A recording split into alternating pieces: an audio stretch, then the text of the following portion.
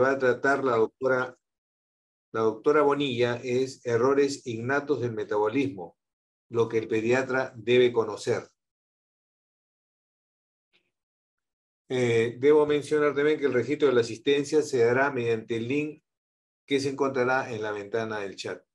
Doctora Cecilia Benía, buenas tardes y bienvenida. Puede continuar usted.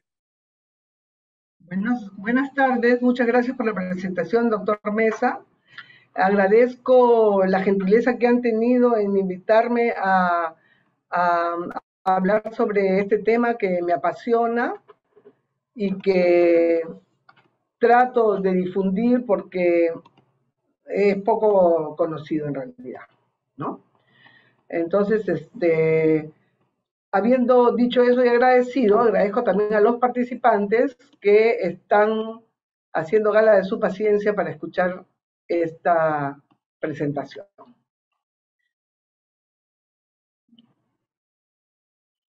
¿Qué pasa? ¿Por qué no baja? Un momentito. Llámalo, por favor. Un momentito, por favor, que no sé. Ah, ya pasó. Bueno, continuando, no sé por qué no pasaba, pero ya pasó la diapositiva. Continuando con esto, les voy a contar cómo se va a desarrollar la presentación. Básicamente voy a hablar de definición y consideraciones generales, luego cómo debemos reconocer un error innato del metabolismo o qué pautas debemos tener en cuenta para pensar en ello. Vamos a hablar de un enfoque diagnóstico inicial para que ustedes puedan ir armando su estructura diagnóstica y del tratamiento de emergencia también algo muy ligero, ¿no? Entonces, lo primero que les quiero decir es que ustedes tienen que tener en cuenta de que los errores innatos del metabolismo no son tan raros como nosotros creemos y que el 5% de los ingresos pediátricos por urgencias en un hospital son debidos a desórdenes del metabolismo. Eso quiere decir que varios de nosotros ya debemos haber visto un buen número de estos desórdenes y de repente ni nos hemos dado cuenta. Cuando los consideramos uno por uno, las frecuencias son muy bajas, pero cuando los consideramos en conjunto, en grupo, en realidad constituyen una importante patología, sobre todo en la etapa neonatal. Esto es un poco la imagen para que tengan una idea de cómo son las vías metabólicas en nuestro organismo, parecen un poco complejas, son imbrincadas entre sí, y lo que nosotros vemos cuando hacemos el diagnóstico de los errores innatos del metabolismo es solo la punta del iceberg. Y es la punta del iceberg porque hay un montón de subdiagnósticos, más aún en nuestro país donde nuestras herramientas para el diagnóstico son muy limitadas. Debemos recordar que la vía metabólica es difícil de acordarse, de recordar cada una de las estructuras y no necesariamente es lo más urgente. Se debe ir en general del macro al micro, o sea, de lo general a lo específico. Y lo importante aquí es sospechar y aproximarse al diagnóstico para poder dar un tratamiento inicial que evite la muerte del paciente. Pero definitivamente no se diagnostica lo que no se piensa y no se piensa lo que no se conoce. Por tanto, me parece excelente la idea de hablar sobre este tema. Para comenzar, ¿qué son los errores innatos del metabolismo? En realidad son desórdenes bioquímicos, pero de origen genético, causados por el defecto generalmente en una enzima o en su cofactor.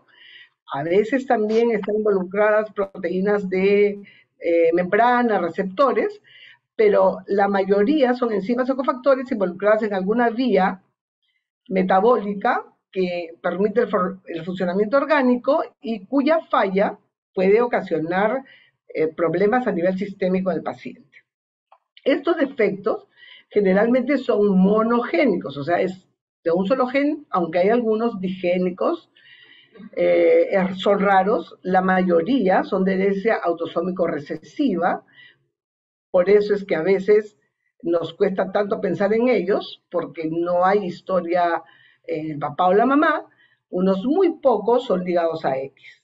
Como les dije hace un rato, individualmente son raros, pero colectivamente llegan a ser numerosos y pueden tener incidencias hasta de 1 en 500, dependiendo de la zona geográfica donde estemos, ¿no? Se producen generalmente por una mutación genética, como ya dije, que afecta la enzima y la coenzima o las proteínas transportadoras o receptores, y pueden estar ubicadas en la membrana, en cuyo caso alteran el transporte. Puede ser parte del metabolismo intermediario, que son lo que la mayoría conocemos nosotros como error innato de metabolismo, que son los que pueden dar más emergencias. Acá intervienen el metabolismo de aminoácidos, carbohidratos y grasas, en las organelas celulares, como los lisosomas o los peroxisomas, o pueden formar parte de un ciclo específico como el ciclo de la urea, el ciclo de Krebs. Ahora, ¿de qué manera hacen daño estos desórdenes metabólicos? Hacen daño acá en la gráfica va a ser más fácil de entender. Nosotros tenemos una reacción que tiene un sustrato, que es el producto A, es la A, actúa mediante una reacción para producir el producto B, y esto está catalizado por una enzima.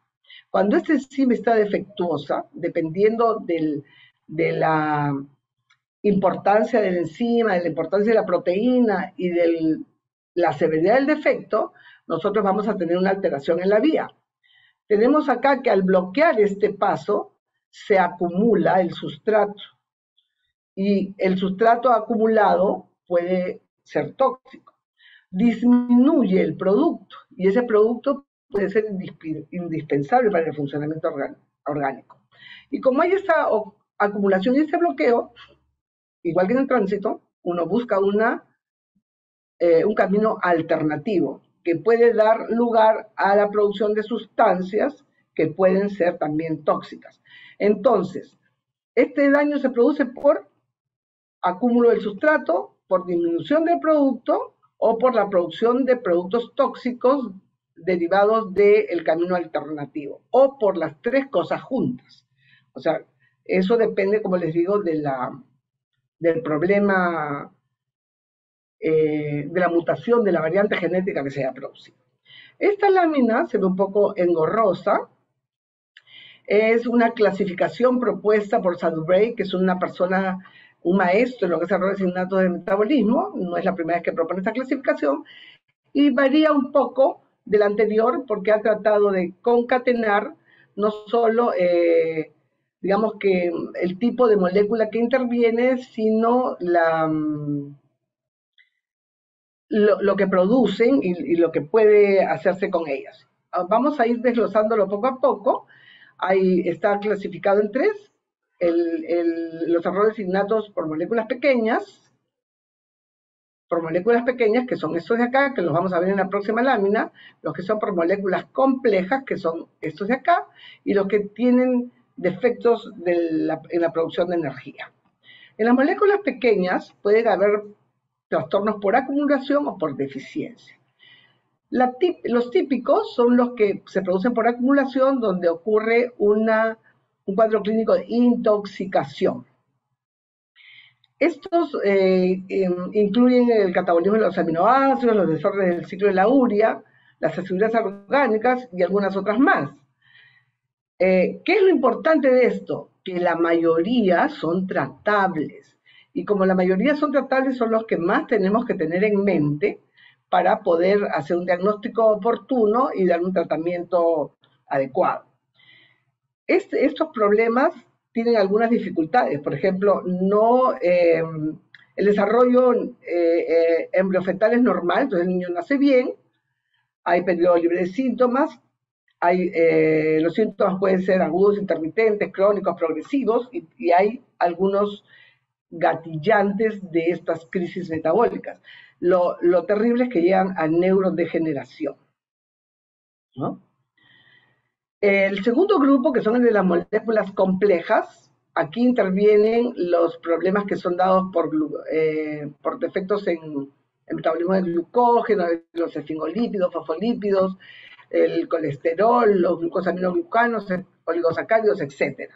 Igual pueden haber por acumulación, que son los por almacenamiento de estos compuestos, como son las MPS, las glucogenosis. Los que son por deficiencia, aquí hay desórdenes peroxisomales, y los que son defectos en el procesamiento celular y en el tráfico celular.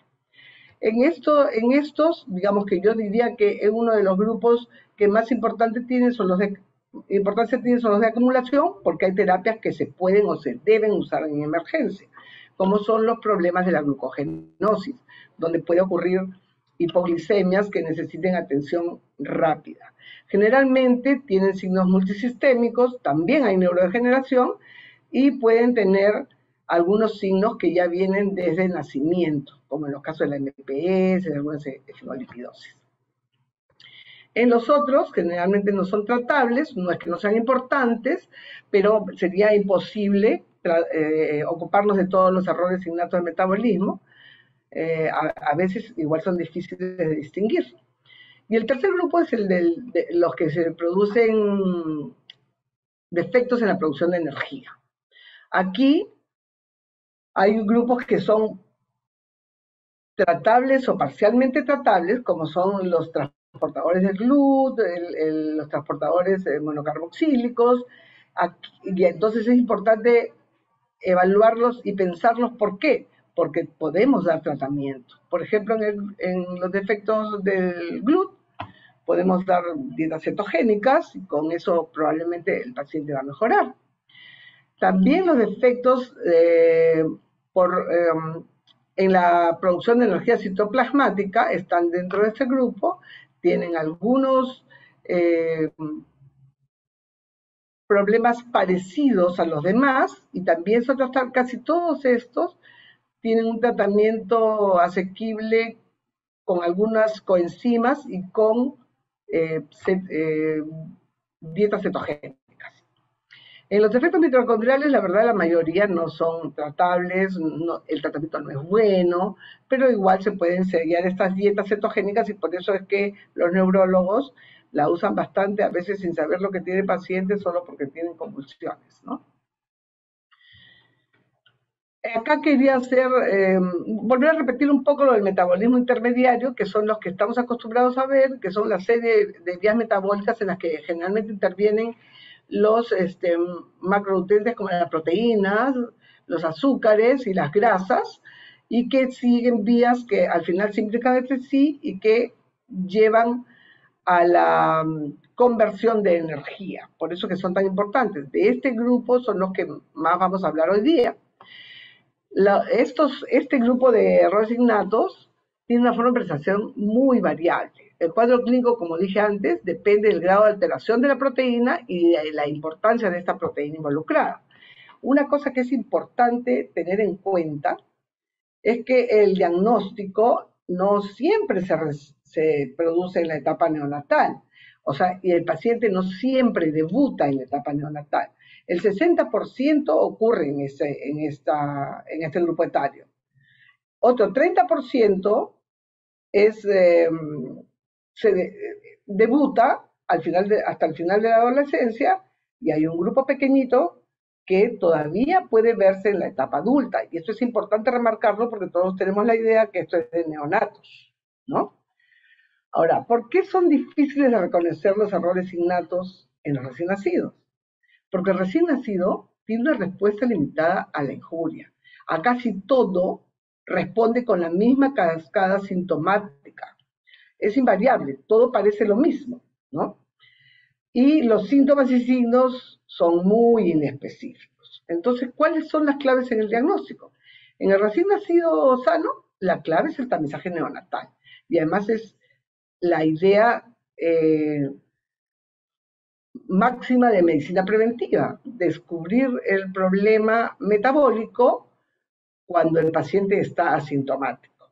Pero ojo, siendo una herramienta maravillosa, es importante que ustedes tengan en cuenta que es un diagnóstico de sospecha. O sea, tamizaje positivo me hace sospechar que un paciente que parece sano tiene un problema, pero no confirma.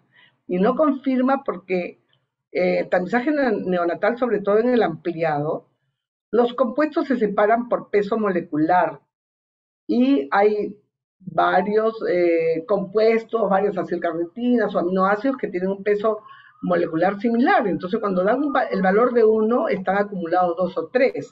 Entonces, es importante realizar los estudios confirmatorios para saber qué patología es.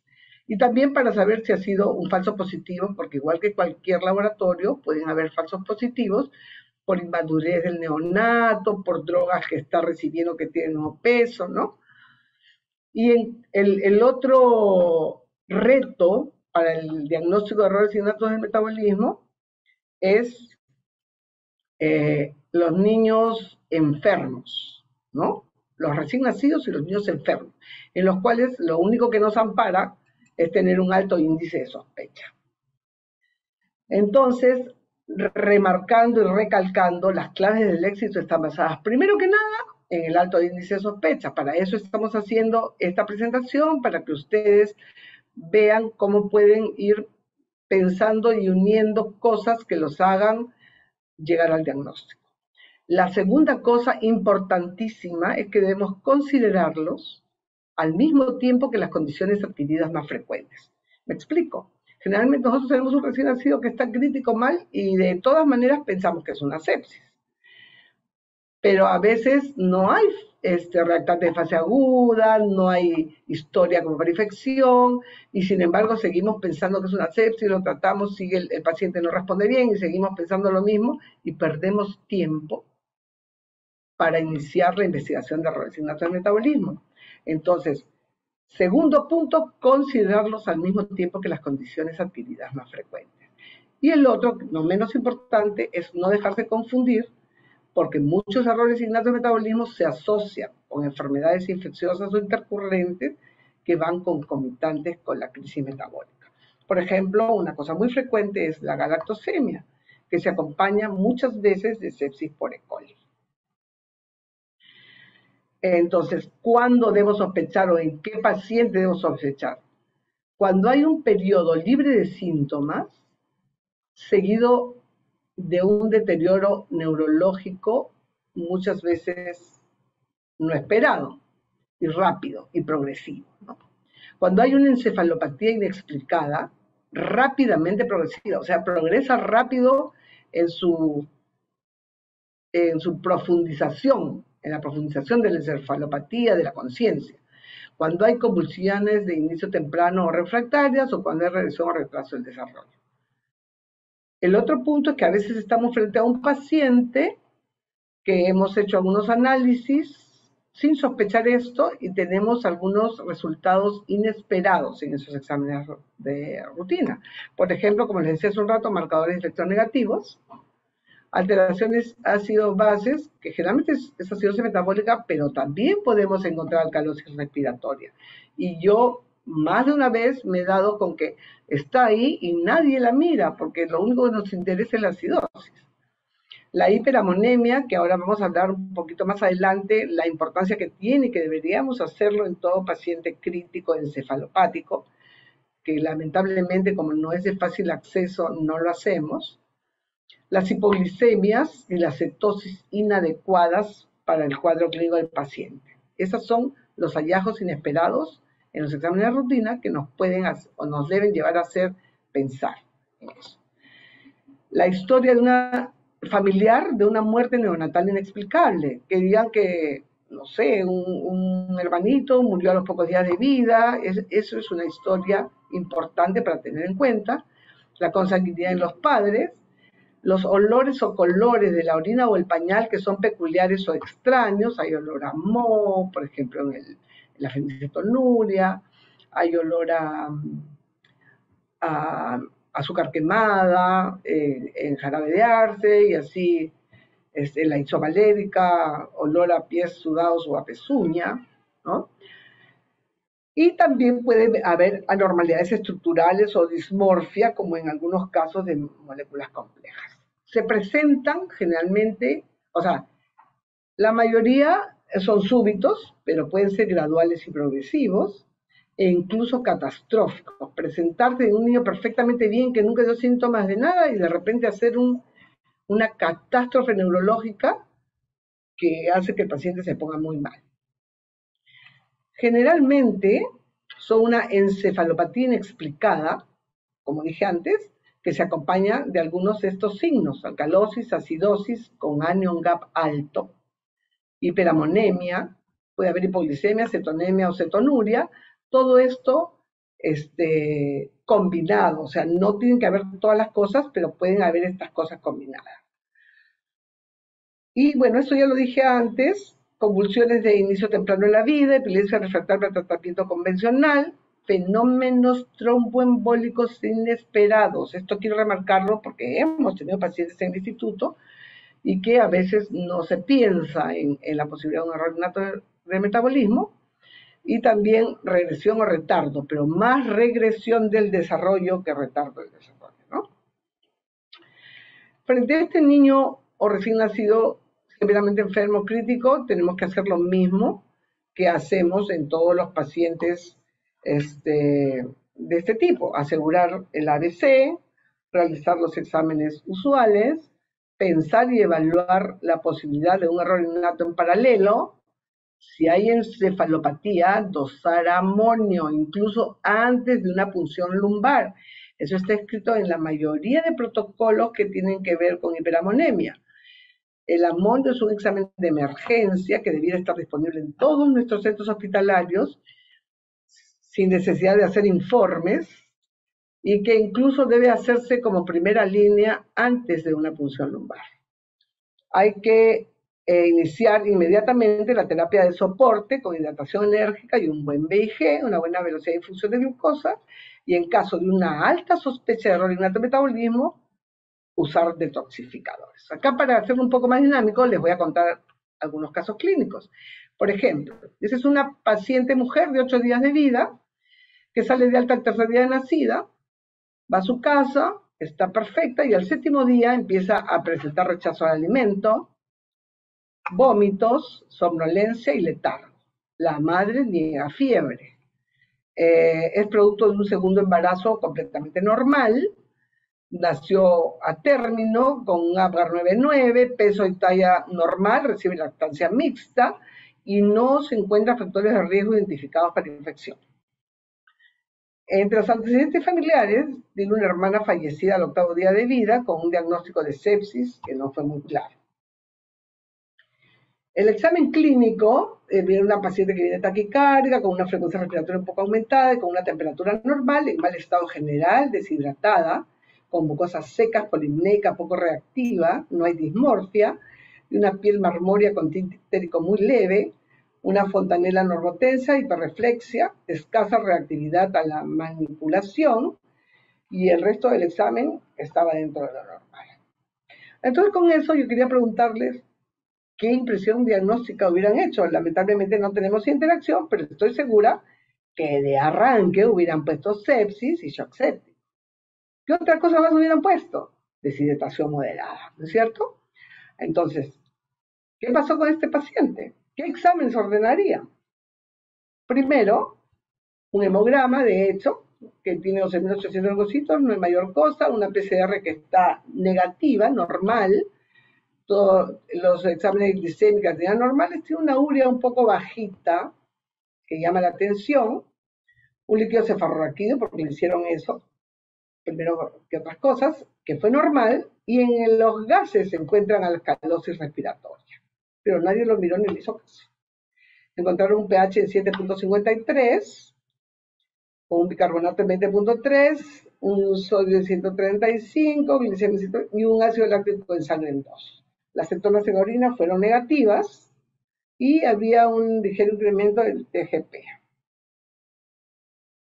Entonces, esta parte de acá, la realidad que está señalada en el recuadro rojo, es la más importante para tratar de llegar al diagnóstico.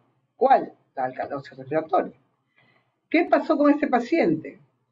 Se rehidrató, le dieron antibióticos, pero a pesar del tratamiento aparentemente exhaustivo para la sepsis y la deshidratación, el paciente deteriora rápidamente, llega al coma y entra en ventilación mecánica. Entonces, recién ahí, alguien se le prendió el foquito, se dio cuenta que había una hermana fallecida en etapa neonatal por un problema que no estaba claro y le pidió un amonio. Un amonio que salió en 520 micromoles por litro, bastante elevado. Entonces, hicieron lo que tenían más a la mano y que era aparentemente más barato, que fueron screen metabólicos en orina, esos metabolitos anormales, en 2 laboratorios distintos que fueron negativos. Le hicieron como cromatografía de aminoácidos en plasma, también 2 oportunidades y 2 laboratorios distintos también fueron negativos. Y un tamizaje ampliado que demostró que había un aumento de la citrulina. Esto nos llevó a pensar, junto con la hiperamonemia, en que había un defecto del ciclo de la urea. Se hizo una determinación cuantitativa de aminoácidos que confirmó el diagnóstico de citrullinemia. En este paciente yo quiero remarcarles cuáles fueron las claves del diagnóstico. Uno, la parte de la anamnesis, ¿no es cierto? El cuadro, el periodo libre de síntomas, con deterioro neurológico progresivo, la historia de la hermanita fallecida en etapa neonatal, pero además la alcalosis respiratoria, porque les dije que la hiperamonemia podía producir esto, y eso es una de las cosas que en esta lámina de acá voy a remarcar. La alcalosis respiratoria en un recién nacido encefalopático sin ventilación mecánica, porque si tuviera ventilación mecánica podría ser por los parámetros, pero en un recién nacido encefalopático sin ventilación mecánica siempre debe llamar la atención, siempre. El amonio elevado estimula el centro respiratorio y lleva a una alcalosis respiratoria. Entonces, ustedes ven eso, aparte de lo que ya dije de la encefalopatía, ven alcalosis respiratoria, inmediatamente deberían pedir un amonio y luego ya ir a los exámenes confirmatorios como los aminoácidos en plasma, según sea el caso, ¿no? Entonces, eso es lo que es importante. La hiperamonemia es una emergencia médica, así con rojos, con 80 signos de admiración, y eso es importante que lo vean y sería ideal que lo entienda todo el mundo para no tener que hacer tanto papeleo cuando necesitamos un amonio.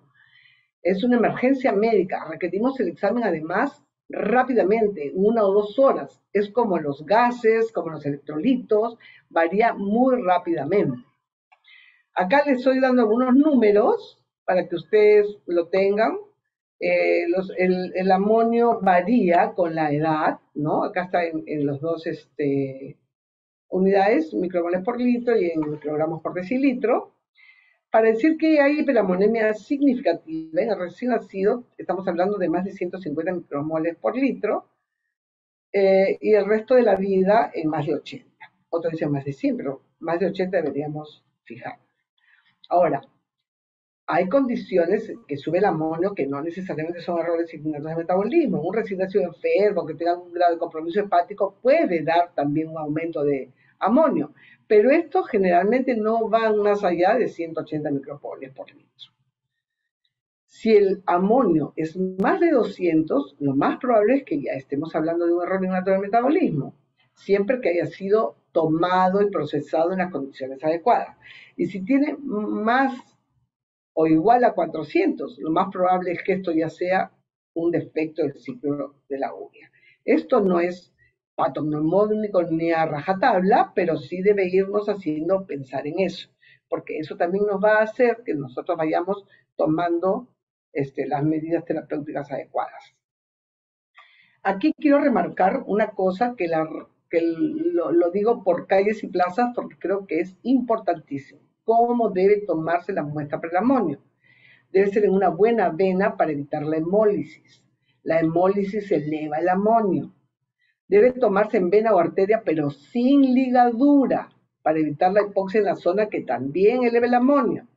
En un tubo al vacío, con LTA, para evitar el contacto con el aire. Debe procesarse rápidamente en menos de 1 hora.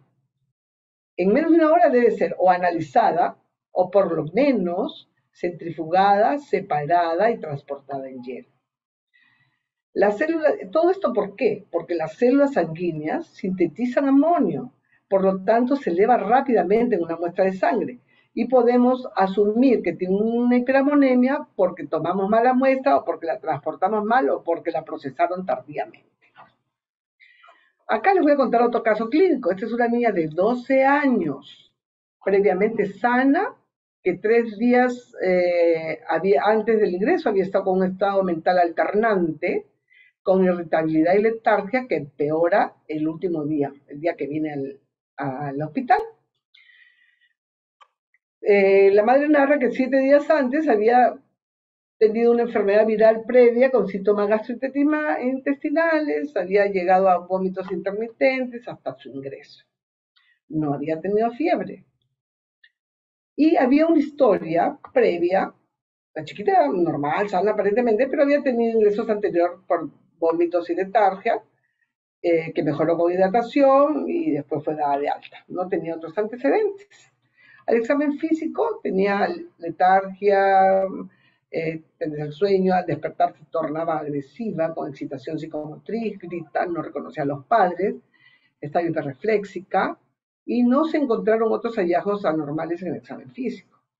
En el laboratorio encontramos un hemograma normal con un perfil bioquímico normal, unos gases con alcalosis respiratoria nuevamente y un amonio en 220 micromoles por litro. ¿Cuál es la enseñanza de este caso? Los errores innatos del metabolismo pueden presentarse a cualquier edad. No es patrimonio de la etapa neonatal. Esta niña tuvo un diagnóstico de deficiencia de ornitiltranscarbamilasa. Este es un defecto ligado a X que en las niñas puede pasar medio desapercibido, sin muchos síntomas, hasta que de repente es un evento, puede ser hasta catastrófico, ¿no? El diagnóstico se hizo con aminoácidos en plasma, ¿no? Y se encontró lo que ustedes están viendo ahí y después se comprobó con un estudio molecular. Este es un tercer caso. Todos son parecidos, pero tienen diagnósticos diferentes. Este es un recién nacido varón de 3 días de vida, producto de un embarazo y parto normal que sale de alta a las 24 horas y acude a emergencia 24 horas después, o sea, a las 48 horas de vida, con una historia de pobre succión, letargia durante las últimas 12. No habían otros antecedentes de importancia. Al examen tenía una frecuencia respiratoria un poquito aumentada, estaba irritable, alternaba con la letargia, polimneico, con retracciones profundas, una respiración ruda y nada más al estar. Entonces, ¿cuál es la impresión diagnóstica? Invariablemente sepsis, ¿es cierto? En este caso, como había habido esta historia de que no había comido bien durante un buen tiempo, hipoglicemia. Y como había este patrón respiratorio con un poco de frecuencia aumentada y respiración profunda, descartar neumonía. Esas fueron las situaciones diagnósticas. Ahora, le pidieron los exámenes de rutina normales y encontraron que el hemograma estaba normal. En el examen de orina encontraron 4 cruces de cetonas. Si bien es cierto, era un paciente que había estado comiendo poco, 4 cruces era bastante, sobre todo por la edad, y ahora lo vamos a conversar más adelante. Una radiografía de tórax que fue normal, no había ni problema pulmonar ni problema cardíaco, le solicitaron cultivos, los electrolitos estaban en valores aceptables, le hacen gases y tiene un pH en 7.19 con un bicarbonato en 6 y un anion gap en 27, bastante elevado. Le toman un examen de amonio y sale 350 micromoles por litro. Entonces, el paciente, que es ese que ven ustedes ahí, ¿cuál será su diagnóstico ahora con lo que hemos visto? Este paciente es una acidemia orgánica, que por frecuencia las posibilidades son metilmalónica, propiónica o isovalénica. ¿Por qué pensamos que es eso? Porque ha sido una encefalopatía que ha ido con acidosis metabólica con anion gap alto. El anion gap es importante en esta decisión porque tenía cetonuria y porque además hay hiperamonemia. Pero podría haber una acidemia orgánica que no tenga las 3 cosas, que solo tenga acidosis metabólica con cetonuria. A veces el anion gap no es tan evidente, pero cuando está, apunta bastante al diagnóstico de estos problemas. Entonces acá vamos a ir hablando un poquito de cada cosa, la acidosis metabólica es el disturbio más común en los recién nacidos críticos y también, por ende, en los errores innatos de metabolismo. Esta acidosis se puede producir o por un exceso en la producción de ácidos endógenos, que es lo que ocurre generalmente en los errores innatos de metabolismo, o por un déficit del bicarbonato, que ocurre por pérdidas renales o por pérdidas gastrointestinales, y en cuyo caso generalmente el anion gap es normal. El anion gap alto es muy frecuente en las acidemias orgánicas porque el cuerpo produce ácidos endógenos que se visibilizan a través del pH, ¿no? Entonces, en estos casos en que tenemos este niño como el que hemos visto y que tenemos estas cosas, lo que tenemos que hacer es solicitar ácidos orgánicos en orina. Una cosa que también nos ayuda a evaluar esto es la respuesta al bicarbonato de esa acidosis. Si la acidosis es persistente a pesar del tratamiento, sugiere un problema de fondo. Y en ese caso tenemos que pensar en las acidemas orgánicas, en trastornos de la cadena respiratoria, metabolismo del piruvato o en algunas enfermedades de depósito de glucógeno. Eso ya lo comenté antes, solamente quiero comentar esta última parte respecto al anion gap con el lactato. La producción podría ser por ácidos endógenos, por aumento de ácido láctico o por cetonas, que también es un tipo de ácido, ¿no? Está incrementado cuando está mayor o igual a 16 o 12, pongo 16 porque en etapa neonatal se considera 16 y más adelante se considera como valor normal el 12. Pero cuando nosotros tenemos un lactato elevado y el anion gap está elevado, si nosotros le restamos el lactato al anion gap y este anion gap se convierte en normal, probablemente es una acidemia láctica primaria. Y si al anion gap le quitamos el lactato y sigue siendo un anion gap elevado, probablemente es una acidemia orgánica. ¿Ya? El lactato aumentado no significa que sea una acidosis láctica primaria, nada por el estilo, simplemente la indicación de que la producción de energía mitocondrial es anormal. No identifica ninguna causa. Es más, cuando lo encontramos y no es una elevación brutal, deberíamos ver que el paciente no vaya a haber estado hipóxico, que haya hipoperfusión o isquemia en la zona del abdomen, ¿no?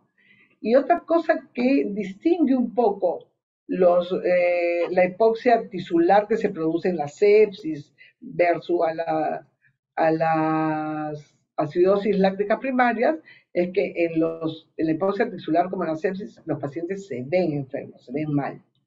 En cambio, en los trastornos del metabolismo del piruvato, nosotros podemos ver un chico perfecto, pero si tomamos la frecuencia respiratoria está taquipneico. Y con esta sola cosa podemos a veces en un niño que tiene un poco de retardo en el desarrollo, que tiene algunas cositas raras, vislumbrar la posibilidad de que esté haciendo un problema del metabolismo del piruvato. Bueno, acá hay unas cifras que no las voy a nombrar una por una porque en realidad... ya. Eso sí es lo que les quería mencionar. Yo veo acá con frecuencia que te encuentro un piruvato en 4, un lactato en 4, inmediatamente piden un piruvato, que es un examen más caro de más difícil acceso. Nosotros debemos pedir piruvato solo cuando se ha demostrado un lactato francamente elevado o está alto en varias oportunidades. O sea que es persistente la lactacidemia.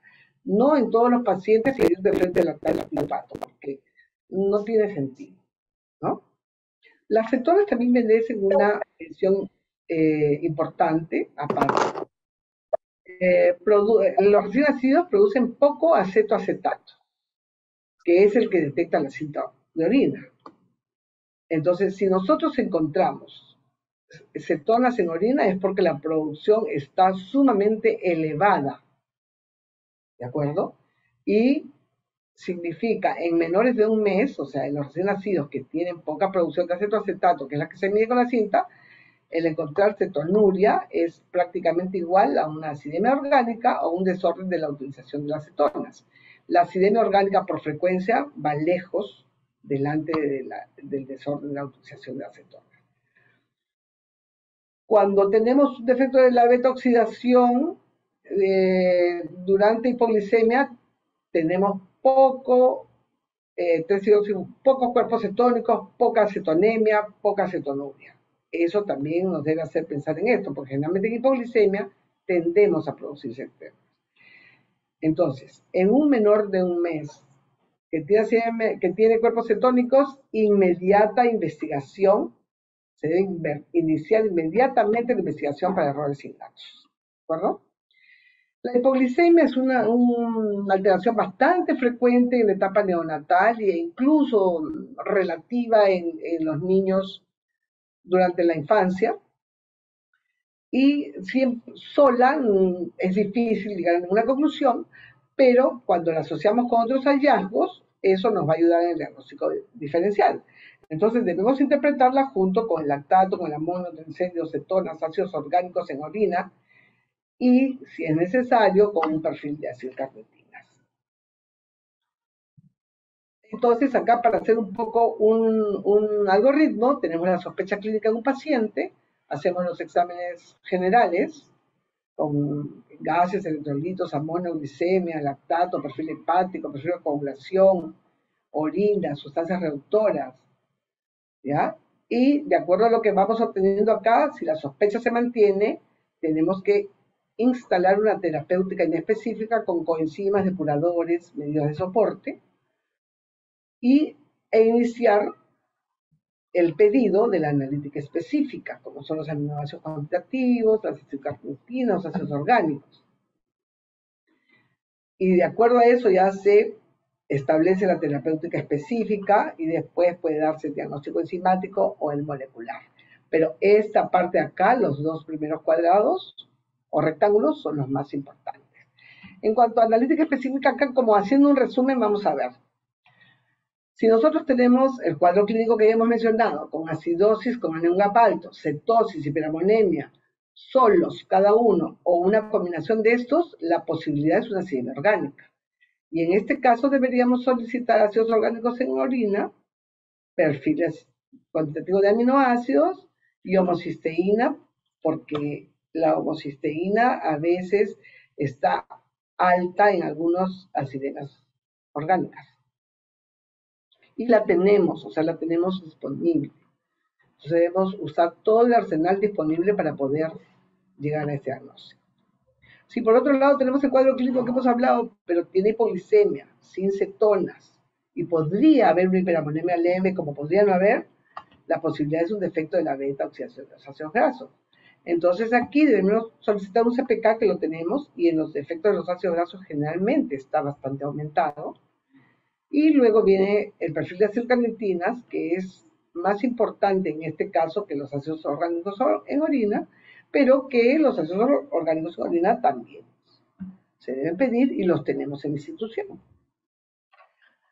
Si por el contrario el cuadro clínico viene acompañado de una alcalosis respiratoria, una hiperamonemia severa con una glicemia normal, probablemente es un defecto en ciclo de la urea, y lo que deberíamos solicitar aquí es un dosaje cuantitativo de aminoácidos en plasma suero. Este es un cuadrito que es sumamente útil, no lo voy a discutir porque ya va a redundar. Es un donde están puestas todas las alteraciones bioquímicas que ocurren en los errores innatos de metabolismo, y en cada una de estas cosas, de acuerdo al color, se coloca la intensidad de cada una de esas alteraciones y las posibilidades diagnósticas. Está en una revista del Seminario de Perinatología y me parece que es como para cargarlo en el celular y tenerlo a la mano. Ahora ya estamos acercándonos al final y yo creo que el pediatra tiene que saber el enfoque del tratamiento de emergencia, ¿ya? Lo primero que hay que hacer es suspender la ingesta de cualquier compuesto potencialmente tóxico. Si pensamos en un EM, ponerlo en NPO, porque no sabemos todavía de qué se trata.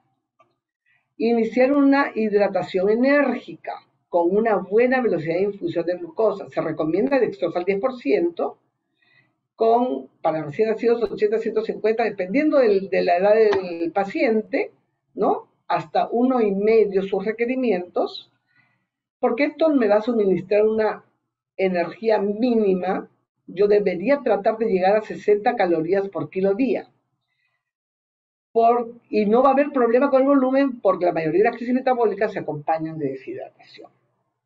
Y el darle la dextrosa al 10% y el llegar a esta cantidad de calorías me va a disminuir el catabolismo endógeno. Entonces me va a ayudar a mejorar la crisis metabólica. El bicarbonato solo debe usarse si el pH es menor de 7.15 o el bicarbonato menor de 10, igual que en la mayoría de cosas, porque pueden llevar a edema cerebral que puede ser causa de muerte, ¿no? Cuando se sospecha un defecto de la oxidación de los ácidos grasos, por alguna razón, debe retrasarse la introducción de grasa, porque a veces suspendemos la ingesta y luego empezamos dándole dextrosa y lípidos. Si sospechamos defectos de la beta oxidación, no deben introducirse las grasas, hay que esperar un poquito más y tener un poco de paciencia. Y hay que hacer controles de gases y de hemoglucotés o de glucosa con frecuencia. Tenemos varias cosas en el arsenal terapéutico que podemos usar en todos o casi todos los pacientes mientras no tenemos elementos de juicio, porque por ejemplo, la L-carnitina es como un barredero, un detoxificador. Tiamina, riboflavina, biotina, piridoxina actúan como cofactores, ¿no? Igual el folínico, el folco, dependiendo de cuál es la patología. La L-arginina la damos en los pacientes que hemos encontrado una amonemia severa y que pueden ser un ciclo de la urea, ¿no? La cantidad depende del diagnóstico de qué tipo de ciclo de la urea. Aquí, importante, lo de la hiperamonemia, que ya les dije que es una emergencia médica y debiéramos manejarla rápidamente. El ideal sería usar fenilbutiratos. Hay varios tipos de fenilbutiratos, pero lamentablemente en nuestro país no existe, y por viento venosa. En segundo lugar, deberíamos usar el benzoato de sodio. O sea, si con esto no me va bien o no me mejora el todo, le agrego el otro. Pero el benzoato de sodio endovenoso tampoco tenemos en el país. Nosotros acá hacemos medicina de guerra. Generalmente a los niños que viven con hiperamonemia les ponemos una sonda nasogástrica, diluimos benzoato de sodio en polvo de los que se usan como conservante, en unas dosis más o menos como esta, y se los damos por vía oral. Obviamente no es el ideal, pero gracias a Dios, que nos ayuda siempre, hemos logrado sacar hiperamonemias bastante severas con eso. Debe reiniciarse la alimentación apenas mejorar el cuadro. El ideal es no más de 48 horas, 72 como máximo. ¿Por qué? Con carbohidratos, con lípidos, si no pensamos con lípidos en el caso de hiperamonemia, y con una restricción proteica. ¿Por qué? Para evitar el catabolismo interno que ya les dije. Se inicia con un aporte proteico bajísimo y se va titulando de acuerdo a la respuesta. Obviamente, con cada cambio del aporte proteico debe tomarse amonios, ¿no? En caso de que el amonio esté muy elevado, mayor de 400 microgramos por decilitro, de 800 microgramos por decilitro, 400, acá se borró, o 400 micromoles, debe darse soporte dialítico. O sea, pero aquí yo quiero hacer hincapié en que el soporte dialítico debe ser diálisis, hemodiálisis o hemodiafiltración. La diálisis peritoneal, la verdad es que barre muy poco, no llega ni al 10% del amonio. Entonces, un paciente que está con 400, sometiéndolo al estrés de la diálisis peritoneal, en un paciente que ya está inestable, para bajar de 40, de 400 a 360, en realidad no es tan significativo. Lamentablemente, hasta hace poco, no sé, ahora no he conversado con las nefrólogas, pero hasta hace poco no teníamos cánulas para hemodiálisis en chiquitos pequeños, no sé cómo está la situación ahora. Pero es importante que sepan que debe haber soporte alto. Acá quiero que sepan que el impacto del retardo en el diagnóstico es sumamente importante. Para el paciente, el retardo en su diagnóstico y tratamiento resulta frecuentemente en discapacidad a largo plazo e incluso en la muerte.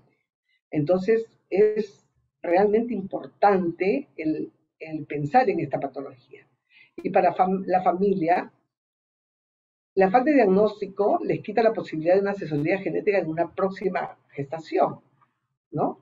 O la asesoría genética para su conducta de decisión reproductiva y de acceso al diagnóstico prenatal en futuros embarazos, ¿no? Entonces, ¿qué conclusiones podemos sacar de lo que hemos conversado? Que la mayoría de los pacientes con errores innatos son hijos de padres sanos, porque son recesivos, como ya le dije, o sea, X, y nacen aparentemente sin enfermedad, con un periodo sin síntomas. El diagnóstico de los errores innatos debe ser considerado en paralelo con las enfermedades frecuentes. El tamizaje da un diagnóstico de sospecha, no confirma. Tampoco un tamizaje negativo descarta un error innato de metabolismo.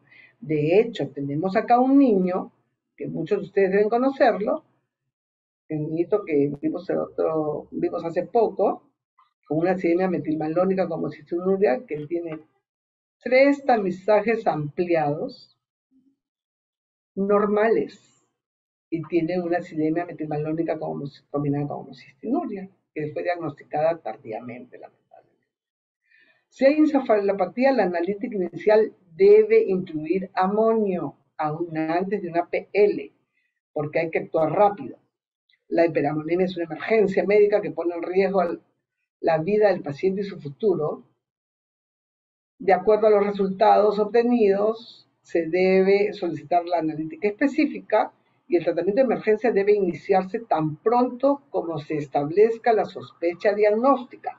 No debemos esperar a que el niño tenga el resultado final, pero el de emergencia, no estamos hablando de los tratamientos definitivos, porque ahí sí ya son específicos, ¿no? Bueno, eso es lo que yo quería compartir con ustedes. Ese es el equipo con el que trabajamos en genética, un equipo muy cohesionado en el que habemos médicos, biólogos, tecnólogos, técnicos y que estamos al servicio de ustedes para lo que necesiten. Muchas gracias. Muchas gracias, doctora Cecilia Bonilla. Bueno, tenemos aquí una pregunta que nos dice, ¿cuál es su opinión acerca del manejo de la microbiota intestinal en errores innatos del metabolismo? La microbiota intestinal en realidad tiene ahora un auge muy importante para todo lo que es sobrepeso, obesidad, pero no he leído que haya una indicación específica de manejo de microbiota en un error innato del metabolismo. Ahora, sí hay errores innatos del metabolismo como la acidemia metilmalónica o propiónica, donde puede haber cierto sobrecrecimiento bacteriano y cada cierto tiempo tenemos que usar metronidazol para disminuir la producción de, de estos ácidos propiónicos y metilmalónicos, pero no he leído que se esté usando intervención en la microbiota para disminuir esto.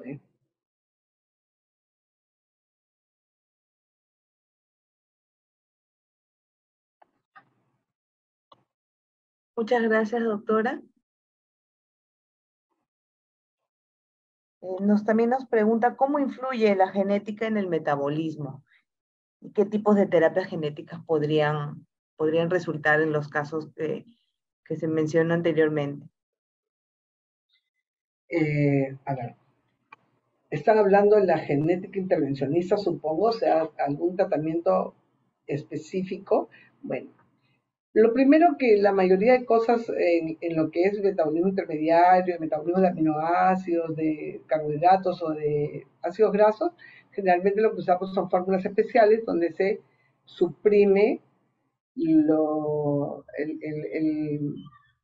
el metabolito que puede producir daño al acumularse.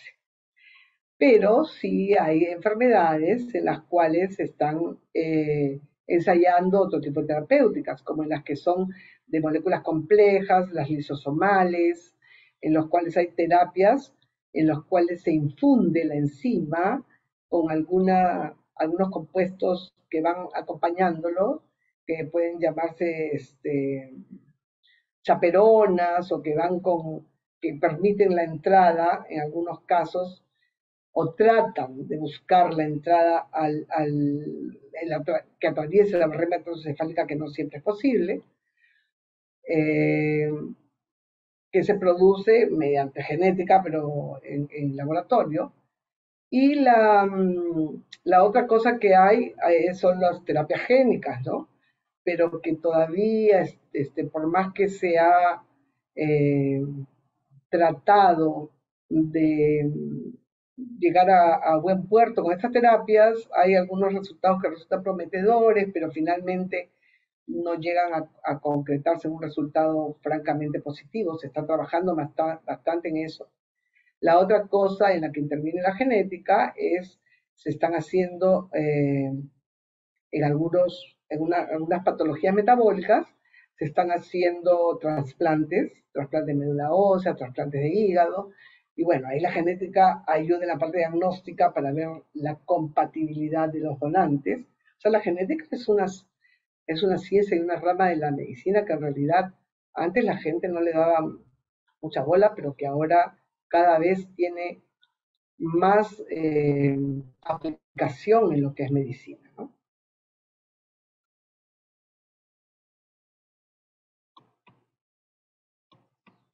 Muchas gracias, doctora Bonilla.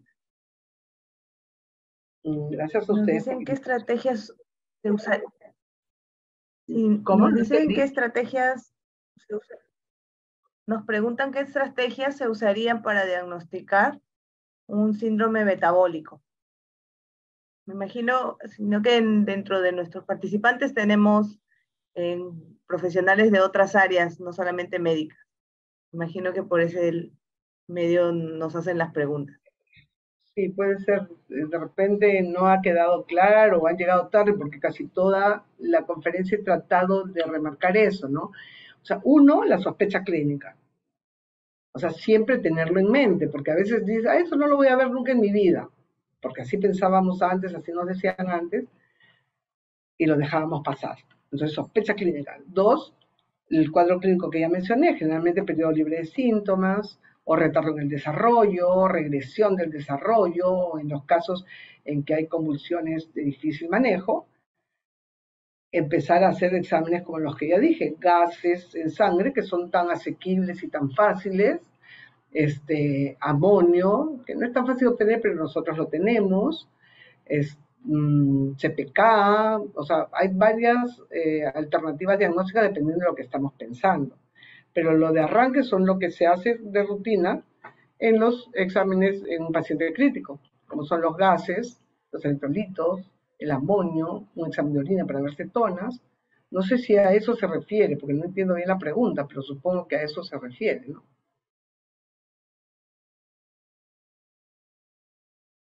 Muchas gracias, doctora, por aclararnos este tema. Y bueno, ya para finalizar, unas últimas recomendaciones que nos podría brindar. A ver, creo que traté de resumirlas en las conclusiones. La primera es tengan siempre en mente cuando tienen un paciente crítico, más si es un recién nacido, la posibilidad de un error innato de metabolismo para investigarlo en paralelo con las otras cosas. Eso es la primera recomendación. La segunda, que una vez que pidieron y vieron algo que les llame la atención, inmediatamente hidraten enérgicamente con una buena velocidad de infusión de glucosa, mientras van obteniendo otros resultados que les permitan enfocarse mejor en el diagnóstico. Ah, me olvidaba, y quitarle toda noxa, ¿no? O sea, ponerles en nada por vía oral y ponerle una buena velocidad de infusión de glucosa con una buena hidratación. Y que no crean que es algo que nunca van a ver, seguramente que ya lo han visto y se nos ha pasado. Que el que en la familia todos sean perfectos no significa que no puedan hacer un niño con un error innato de metabolismo.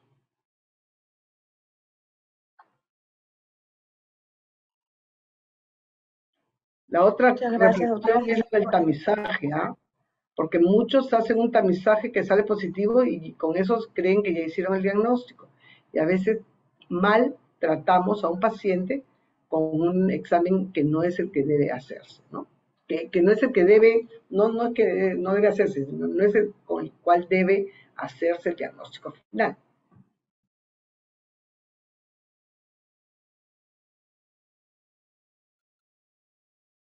Bueno, doctora Cecilia Bonilla, la Oficina de Docencia e Investigación le agradece su gentil participación el día de hoy como ponente con este excelente tema.